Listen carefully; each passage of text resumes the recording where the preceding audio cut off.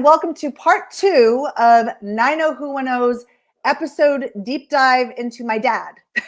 This is we had to cut it up into 2 episodes because he really does have so many amazing stories.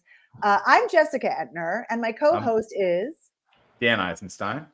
And we have my dad, Warren Entner, who in part 1, he was telling us all about how he came to be part of the grassroots, his childhood growing up in Los Angeles. And we had just started to scratch the surface after Quiet Riot, after their success, and he was their manager. He started managing other bands that are quite big, especially for when I was growing up. And we were just kind of getting into Faith No More. And where you had left off was Chuck Mosley, and you had asked him to perhaps, I fired him. Okay. You fired him. So from that moment, you knew that this band was awesome. I knew that the band had something that wasn't being completely formulated, So when Chuck left, I said, let's find another lead singer. That's not an easy feat to find a charismatic and talented, frontman. They were writing tracks. They were doing tracks and making some demos. And I heard these tracks, and I'm going, they are really interesting musical compositions, but no melody, no lyrics, no.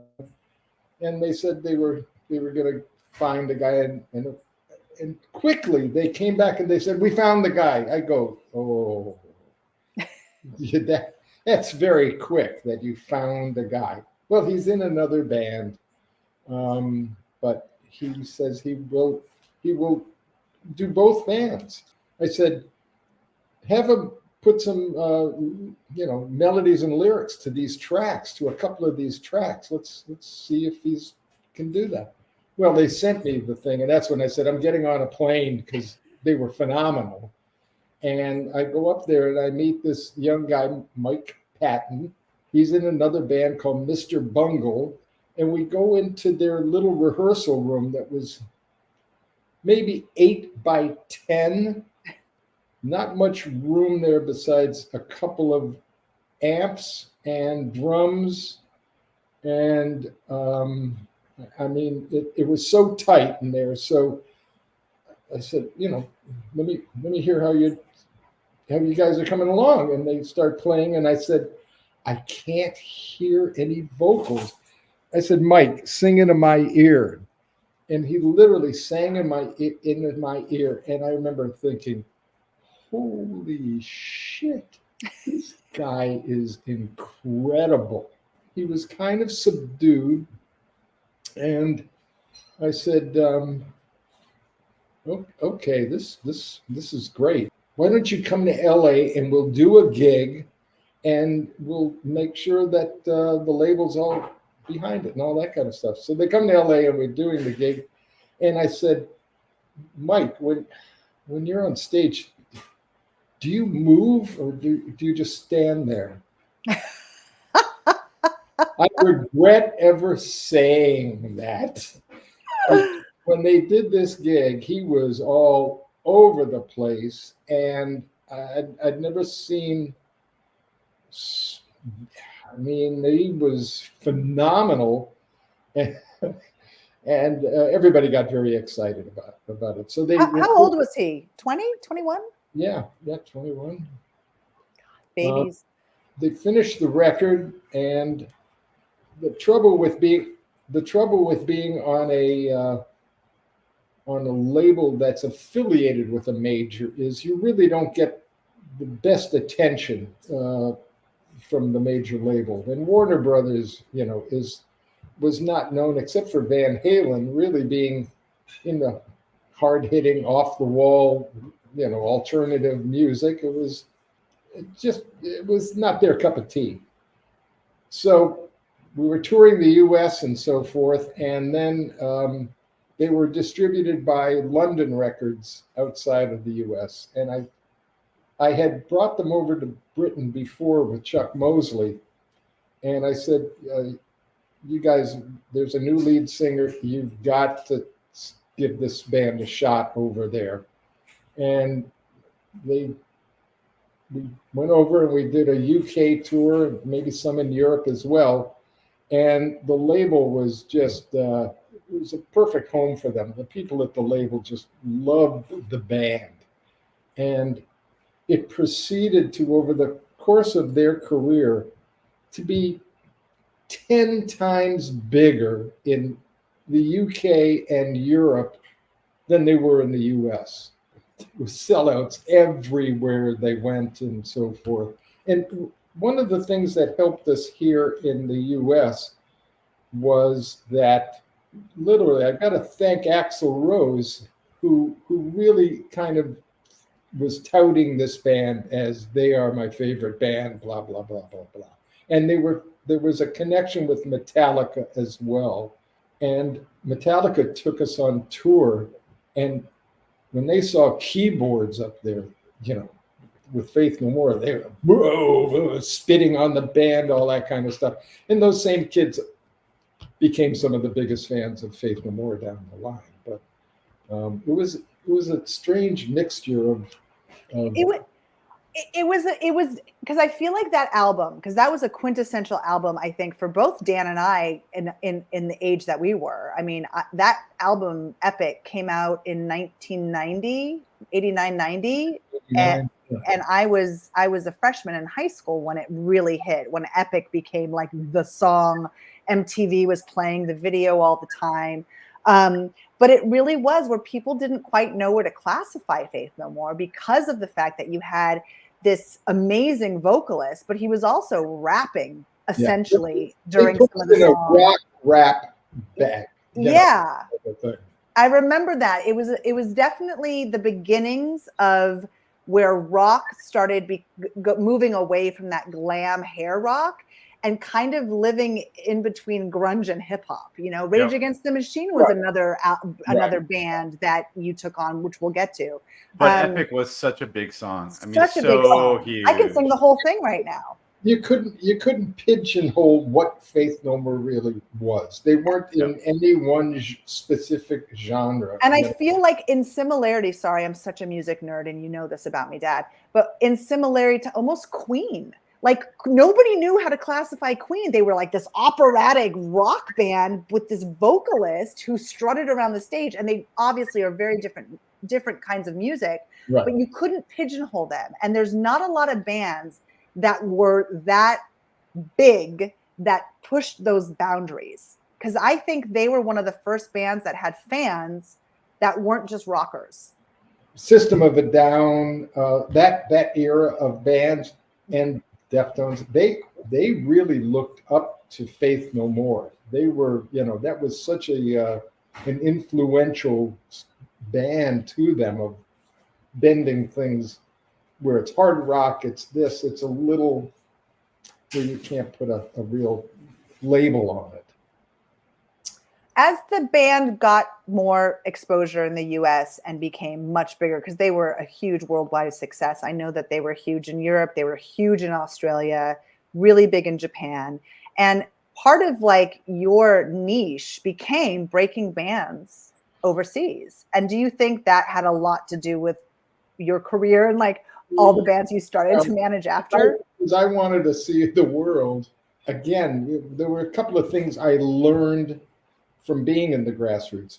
One, I did not want to manage bands that were dependent upon a hit single, which the grassroots were. And I wanted bands that would break onto other territories, which the grassroots did not. So I really had some hurdles I wanted to get over. And with the bands, like I would ping pong the artists that I managed back and forth to different territories, and build careers simultaneously, rather than waiting for them to become really big in the U.S. and they have interest overseas, and then they have to go back down to a lower level than they've achieved in the U.S. I think it was Three Dog Night, who were contemporaries of the grassroots, and we toured with them a lot, and they were doing arenas here, and we'd be special guest stars with them and so forth. And then they got a chance to go over to England, and they were playing a club, and they went, screw this. We're not going, we did that, years ago. We're not doing it again. Right. And it was the same thing with a lot of British bands that did not spend the time here simultaneously of developing a career. Right. Oasis is an example. They only played 6 major cities in the U.S. and got out of town. They could have toured the 200 cities that are available in the U.S. and really built an enormous career here. I mean, they did okay without that. Yeah, they were a huge band, but they Right. didn't appear here that often. But then you also later on managed Biffy Clyro, who had the opposite. They were another band that was huge in Scotland and England and the UK and couldn't get arrested here. True. Yeah. Yeah. So and they played they would sell out Wembley and stuff like that. Well, they headlined the The headline, yeah. all of the festivals and Leeds and Good. Well, after you had Faith No More with the success, what were some of the band did you now have to go seek bands out, or was it kind of like, all right, you've done this twice, you've now had 2 major successes, because those were the first 2 big successes, Quiet Riot and Faith No More, as far as platinum albums. right with platinum album type. Yeah. And so now people are knocking at your door. Yeah, there were, and it was then it was sort of like I can spread my wings coming out of the Quiet Riot, Faster Pussycat thing, and it evolved into the Faith No More L7, which was a trip unto itself. And there were some other bands that I just loved. There, that bang your head. Speaking against the wall, there were a couple of bands that I thought, these bands are so good. How can they not attract an audience? One was called Failure. Oh, my favorite. Every contemporary band guy loved Failure. Another one was Burning Tree. They were so good. It was a trio, and Mark Ford on guitar was just phenomenal. He went on to go into the Black Crowes. Maggie's Dream was on Capitol, this multi-ethnic band from New York that they were about the hippest guys I ever met. There was a lot of fun managing them. And I took all of these bands around the world and trying to break them. And those bands there were a couple of others that didn't click either, Maggie's Dream and Failure were my favorites of your bands. Those were the albums that I completely glommed onto. Different times, but yeah, for sure. It's a shame they didn't get what they deserved. I got a call from an attorney and somebody at Epic Records that they are signing a band they already signed a band. They're looking for management.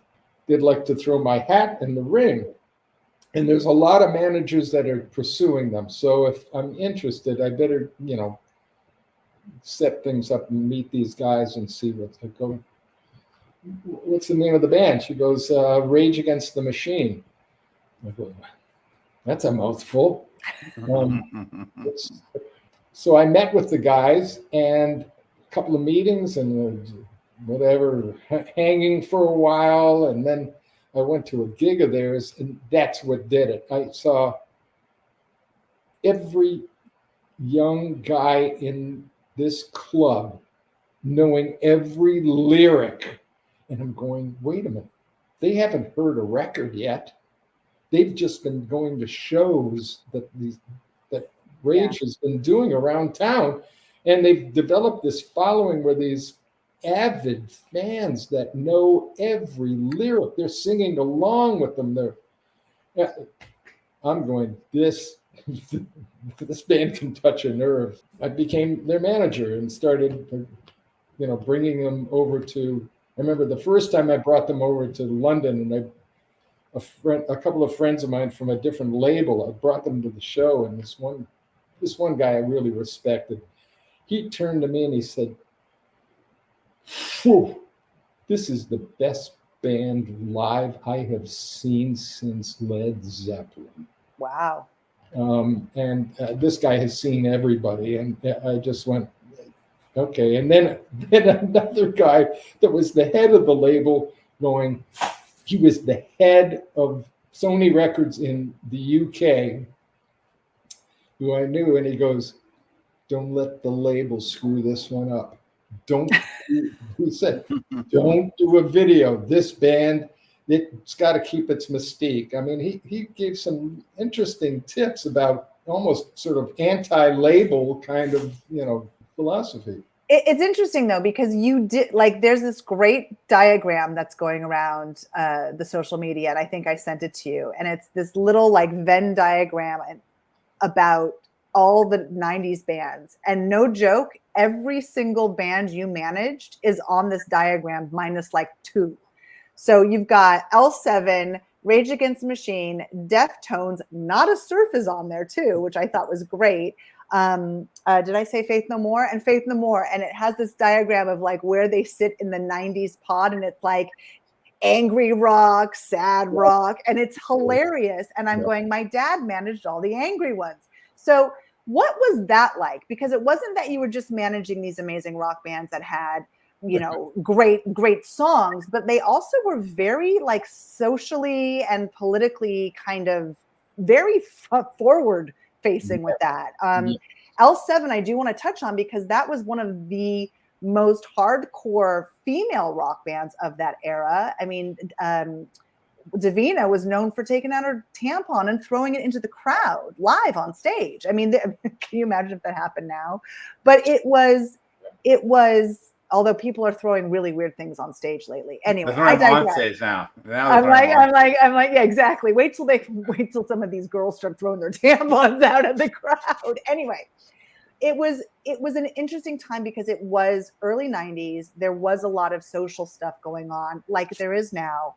And you were at the forefront of that culture, and you're a boomer. What was that like? Because it's Gen X and boomers, and this was the world of there was a lot of anger, right? I know it was a different pulse than you had in the 60s and 70s. How did you navigate all that? That's a big question, but that's my question. I think I had somebody say, "You've got the toughest roster to manage." And I mean, there's a lot of, The fans. The fans were rough in some of those situations. I remember going to a concert and you said, "You got to get out of here." Big mosh pits happening. There were some incidents that, and I'll tell you, I didn't know the punk scene at all, really. And in London at the Marquee with it was Faith No More, and these kids were jumping up on stage, and we're security, and I'm stage left, and I'm grabbing these kids and I'm pulling them off the stage, and they were up there stage diving. It was the beginning of that, and I didn't know what they were going. I pulled off this kid the second time, and I said, "I'm going to throw you out of the theater," and he goes, "Oh man, you don't understand. We love this band. This is what we do. We love this band." I go, "Okay, get back on stage."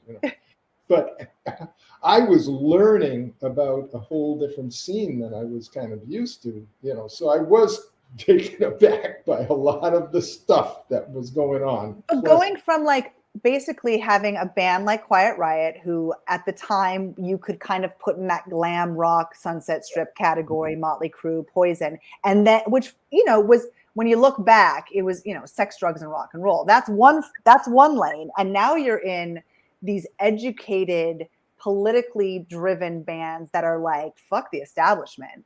Right. And you are kind of the establishment in a weird way. Yes, I was at that time. Right. So how do you navigate being their manager while they're also looking at you as the man? There were times there where I had to really, open my mind up and kind of understand what their goals were, what their aims are, what their philosophy was, and that type of thing. It was again, it was a learning experience. So I was going to touch on something. So, it's funny you said that because, Jessica was saying how like maybe it was difficult to manage those bands. But, in my mind, the Guns N' Roses, the Motley Crues, those guys are going to be tough because they're crazy. Now you've got these educated guys. You say, that Faith More guys went to Berkeley. Tom Morello went to Harvard.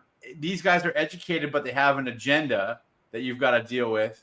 You've got these new kind of crazy fans that are stage diving and mosh pitting that maybe people haven't seen before. That brings in a whole bunch of concerns probably from the venues and security and police and stuff like that. And even though you're the man, you're the papa kind of thing, I'm thinking in my mind, these bands like a Faith No More, who are kind of, it's right in their name, Rage Against the Machine. They're trying to stay away from the suits. They must see something in you that says, okay, look, we need a business guy, but this guy, maybe because he was in the grassroots or just because of how we've talked to him and we've heard what he has to say, he's not cut from the same cloth that we've heard from everybody else. There were two things I cared about. I cared about individuals and so forth because I won't mention names, but with the number of bands and artists that I managed, a lot of them had some substance abuse problems. And I found myself in the middle of trying to get them as much help as possible. So there were phenomenal successes and a couple of guys who just didn't pull through that whole type of thing. So there was the personal aspect of things, of knowing them as individuals and so forth. And some people you've got a real rapport with, and other people just you didn't. And that was always a tough hurdle. How can I get to communicate with this person that I'm not here, the big thing about managers and so forth. They're here to rip you off. And, you're trying to get at least earning some trust and some understanding that we're all in the same boat together. If you do well, I do well. If I'm doing well, you guys are going to be able to garner that. It's a couple two-way streets. Some people resist it, that I am a suit, and I've run into that many times. And other times it was guys that would call me up during Monday Night Football going, "Oh, Denver's looking good, huh? What do you think?" It was that type of thing. Yep. With some guys. There were no two instances that were the same thing. And I'll cut to where I became the Machine in Rage Against the Machine. And it was very hurt by it for the first time that I can remember. Because I remember this. I was now in high school, and I remember you going through some stuff with bands, and they were like your kids. I remember when some of your band, the members of some of the bigger bands, were having drug problems, and you had to put them in rehab, and how available you were to them. And then I also saw the other side where there were people in bands that I felt were being unfair to you as you know what I mean? So right. If you're comfortable talking about the Rage Against the Machine, when you parted ways with them after a successful 2 albums, you were with them for 2 albums? Right. Well, the making of the second album. Right. Wasn't there through the touring. Right. Certain bands had such a dominant leader in the band that he called the shots. And you really had, if you were going to accomplish anything, you needed the agreement of that one person. Other ones, you'd have a meeting and you go, "Guys, here's what we're suggesting you do," and so forth. How do you guys feel about it? And it would be majority rules and whatever you feel is best for us type of thing. With Rage, there were 4 guys in the band. It had to be unanimous. That's not easy. And if there wasn't a unanimous decision, no decision would be made, which inhibited a lot of momentum and opportunities and so forth. And you got to learn to respect that. That's the way this band is set up. Okay. In my mind, when I think of Rage, I think of Tom as the vocal leader, the face. He does all the talking, all the press. But at the end of the day, I think it's Zach who calls the shots. That's what it seems like. it got divided into two camps, Yeah. basically. The making of the second record, we got them to where they had a rehearsal room that was lockout, meaning they had 24 hours a day. And so they started to go in, and it was available to you. And a couple of guys would go in at like noon, 1 o'clock, and no one else would show up for till 5 or 6. And by that time, the guy who was there from 12 or 1 o'clock said, I'm going home. I mean, where were you guys? And that would happen for the first couple of weeks. And I was getting complaints from individual members and sort of like, well, tell him to get there at 1 and blah, blah, blah. And, guys, communication is not so hot within your band. So I decided I would try and make some sort of a compromise that works for everybody. And so I set up listen, why don't we do this? On Monday, Wednesday, and Friday, you come in from 1 p.m. to 7 p.m. And on Tuesday, Thursdays, Saturdays, you come in at 7 p.m. and work till 1 or 2 in the morning. That did it. That did it.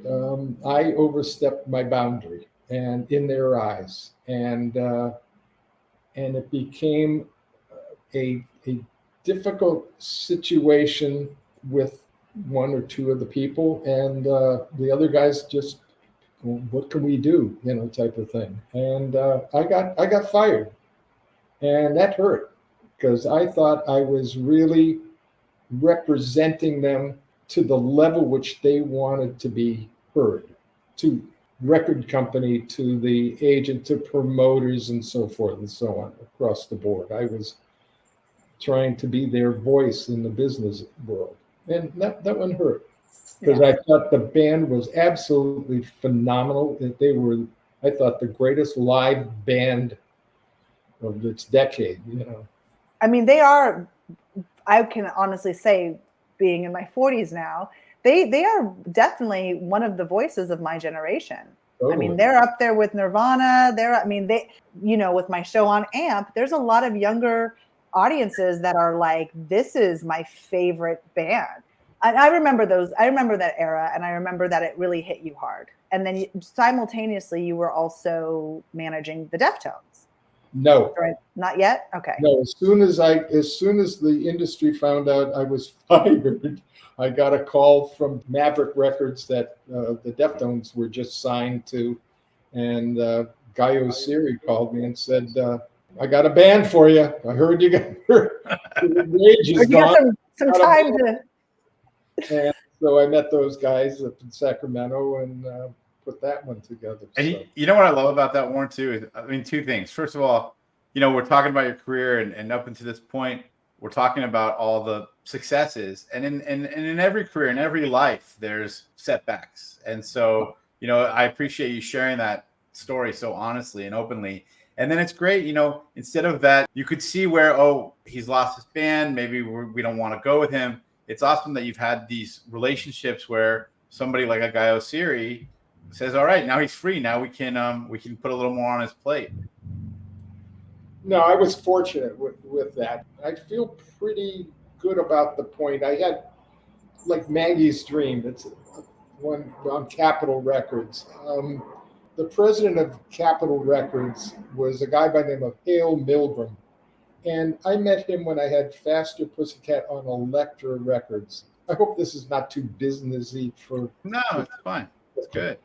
There's somebody that's going, I know all of these labels you're talking about. I mean, this is how many labels there were at one point. Yes. And Hale, they took him from Elektra Records and made him president of Capitol Records, and along with an A&R guy that I worked with at Elektra Records, Josh Deutsch, and they signed this band Maggie's Dream in New York, and they said, we want you to manage it. We were spending money on, the label was spending money on the band, and the head financial guy at Capitol's going, you got to stop this. And he's talking to the president of the label and myself, you guys have got to stop spending money on this. And both Hale's going, we believe in this band. We believe in this band. So we're not stopping.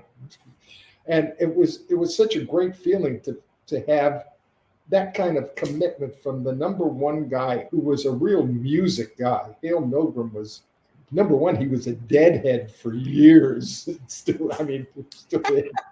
But he just saw something that this band is the real deal. So we're not giving up on it. And this was Maggie's dream. Yeah, until it just didn't happen. What do you think happened with that? Because that happens, obviously. There a lot of the bands that you managed that I love didn't hit big, and Maggie's Dream was one of them. They had Lenny Kravitz was either a member or they toured with him at one point. So they were kind of he was the first lead singer of the band, but he went off on his own solo career, and they got Rob Rosa, who was in Menudo. He was a very talented guy. And I don't know. I heard they were touring. They released it. When as a manager, retrospectively, can you see maybe what level you guys didn't turn up the most? Like, did you not tour enough? Did you not hit the radio enough? We had them. I had them on tour, and like I said before, with Quiet Riot, when we went to the first town and there's 30 people there, and you come back the next time and the word of mouth has started, and now there's 150, and you come back and there's 500 people there. Right. Maggie's Dream wasn't getting that kind of, word of mouth going and so forth, enough to generate what the label really thought was financially made sense to them, which is a shame. I know stories about Bruce Springsteen almost getting dropped from Columbia Records, and he gave them a demo of one of his new songs, and Born in the USA kind of. No, it wasn't. It was Dancing in the Dark. No, way before. Early Springsteen? What? I don't know how far back I can go, but Rosalia. Early. Guess they were Born to Run. God. Born to Run, yeah. That's what happens when you turn 80. No, I do that now. So he made a demo, Born to Run, and gave it to the label. And they said, "Oh, this is pretty good. We'll keep him." And it busted it wide open. But he wasn't progressing as quickly as they thought as the next coming of Bob Dylan. As a young band, as a band that wants, because the music industry has completely changed since you've been out of it. I mean, it's a whole different vehicle now. You're breaking artists on TikTok. But for artists, when they were dealing with failures, and having maybe they're not getting momentum or they get dropped, how do you handle that?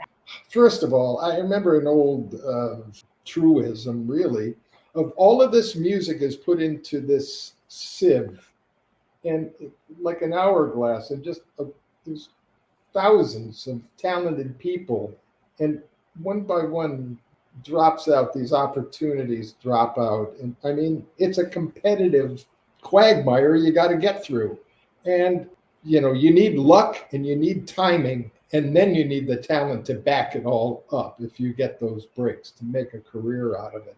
It's very competitive, and there's been a lot of wonderful artists that deserve notoriety that just don't break through, and no one can put their finger on it. That's why labels just keep putting out records it used to be put out a record. If nothing's happening, next. Yeah. It's so interesting because, as we started to talk from the beginning of your career, and you were talking about these bands that could that were, you weren't looking to be dependent on the hits, and you wanted bands that could fill a club or an arena that had a following, that really were, true musicians and kind of had a skill and a mastery of what they were doing. And we're going through the 90s, and then the record labels, and it's about selling albums and how many albums can you sell, and touring behind those records.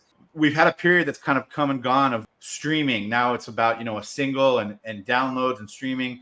And then all of a sudden now we've hit this social media wave where it's about TikTok and how many followers you get on TikTok. And then boom, you've got these guys like a Jelly Roll or a Charlie on a Friday. I don't know if you're familiar with these guys or not, but that are, in some ways, because of the access they have directly to the audience, they've done taken some of the guesswork out for some of the labels, because now who's got 1 million followers, who's got 1 million views, before you even sign these guys, if they've got some traction or some buzz behind them.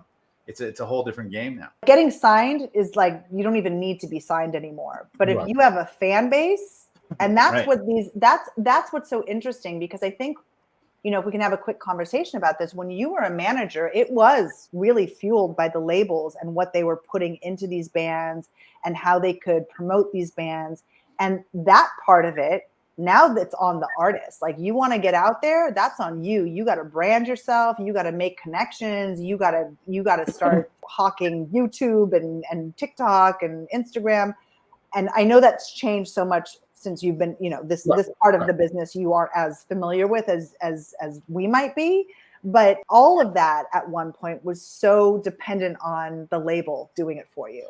It eventually became dependent upon the label, because they were the ones that were funding the recordings and touring and stuff like that to get a band going. And a lot of bands didn't even get the money to tour. It was just boom, it's over and out. And I thought, I got to get a band on the road and start to prove to the label that kids are interested in this band. And it was I think Quiet Riot was a great example. The label was sort of like, yeah, things are going okay for that little band. And I'm going, guys, you don't understand what's going on out there on the road. I mean, we are packing these places. We've already done the clubs. Now we're in theaters. We're drawing 1,500, 2,000 people a night, and they're avid about the whole thing. And the labels, yeah. So I made sure that 2 or 3 of them came out to Dallas for a show. And the show that they saw was at the place called the Bronco Bowl. And they had the seat cushions that are Velcroed to the seat. Every single one was ripped and thrown all over the place. And a riot ensued, and the kids mobbed the stage and ran through, they went back and told their bosses, whoa, we have something here. We better pay attention to it. So it was those type of things that really I got a kick out of, like, see, And it really, for you, being your daughter, I saw, like, it was, obviously we talk about growing up in Beverly Hills and whatnot. And I always felt like I was Beverly Hills adjacent slightly in more ways than one. But your career and financially, it was this. I mean, one year you'd be on top of the world, and the next year I remember you're like, oh God, I have all this overhead and kids.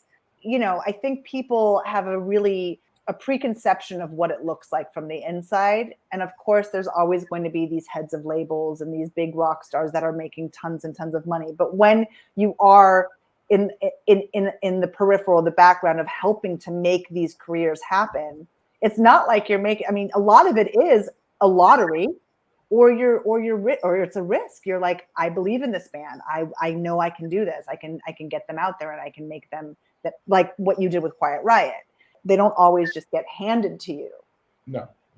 My biggest regrets of it all are not fulfilling some of the goals, dreams, aspirations of some of the artists that I committed to help with their career.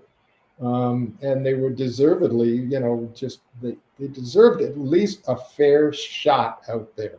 So I think that, some bands don't even get a fair shot. And that is the good thing about what you're talking about today.